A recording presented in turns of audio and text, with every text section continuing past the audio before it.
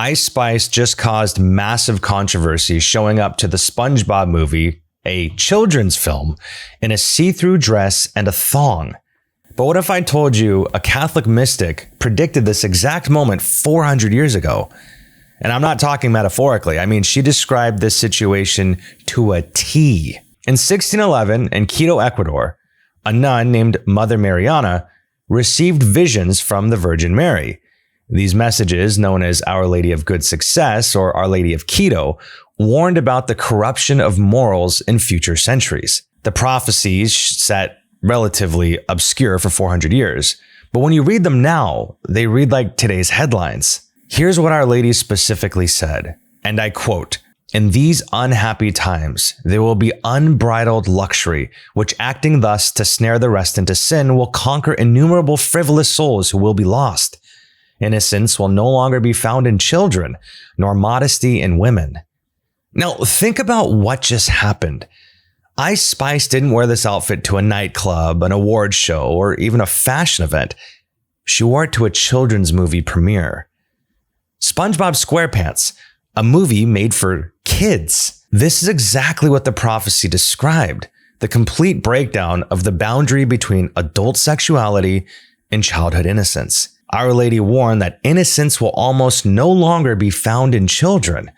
And here we have overtly sexual display at an event specifically marketed to children. The prophecy mentions unbridled luxury, and that's precisely what this is. Not just immodesty, but immodesty that's celebrated, photographed, promoted across social media as empowerment or fashion-forward thinking. Our Lady also said, "The Christian spirit will rapidly decay, extinguishing the precious light of faith until it reaches the point that there will be an almost total and general corruption of customs." And that's exactly what we're seeing.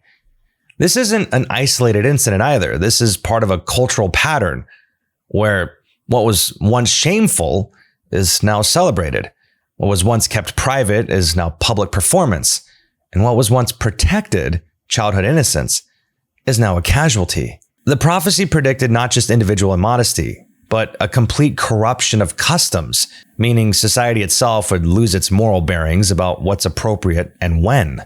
But here's what's even more striking. Our Lady said this corruption would conquer innumerable frivolous souls who will be lost. She wasn't just describing fashion choices. She was warning about spiritual consequences. When a culture can't distinguish between a nightclub and a children's movie premiere, when sexuality becomes so omnipresent that even kids' entertainment gets sexualized, souls are at stake. The prophecy also warned that in this supreme moment of need of the church, those who would speak will fall silent. And isn't that exactly what's happening? Where are the voices calling this out?